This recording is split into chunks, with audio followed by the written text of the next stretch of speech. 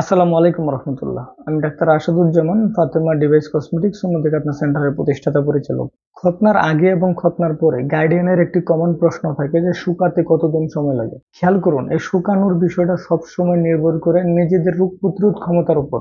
অনেকের দেখা যায় যে রোগ প্রতিরোধ ক্ষমতা অনেক বেশি স্ট্রং, আবার অনেকের দেখা যায় যে রোগ প্রতিরোধ ক্ষমতাটা একটু উইক।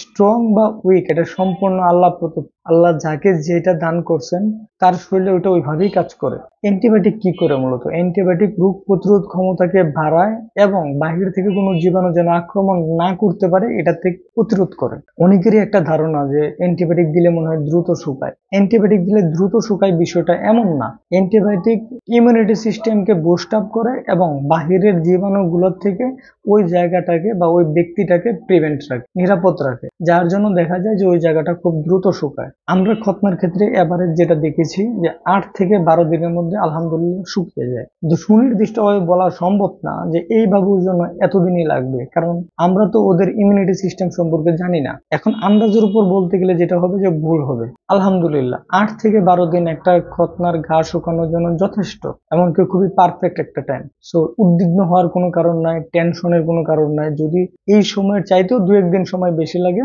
টেনশনের কারণ নাই। যে ডাক্তার আপনাকে সেবা দিয়েছেন বা যেখান থেকে আপনি আপনার সন্তানের জন্য সেবা নিয়েছেন ওইখানে যোগাযোগ করবেন। আশা করি ওনারা আপনাদেরকে একটি সর্বোত্তম পরামর্শ দেবে। খতনার যে কোনো প্রশ্ন বা যে কোনো পরামর্শ যদি আপনারা করতে চান তাহলে আমাদের যারা সহকারী চিকিৎসক আছে ওদের সাথে যোগাযোগ করতে পারেন। আমার দৃঢ় বিশ্বাস আমাদের প্রতিষ্ঠান থেকে আপনি সর্বোত্তম পরামর্শ সবসময় পাবেন। সকলকে অসংখ্য ধন্যবাদ। আসসালামু আলাইকুম।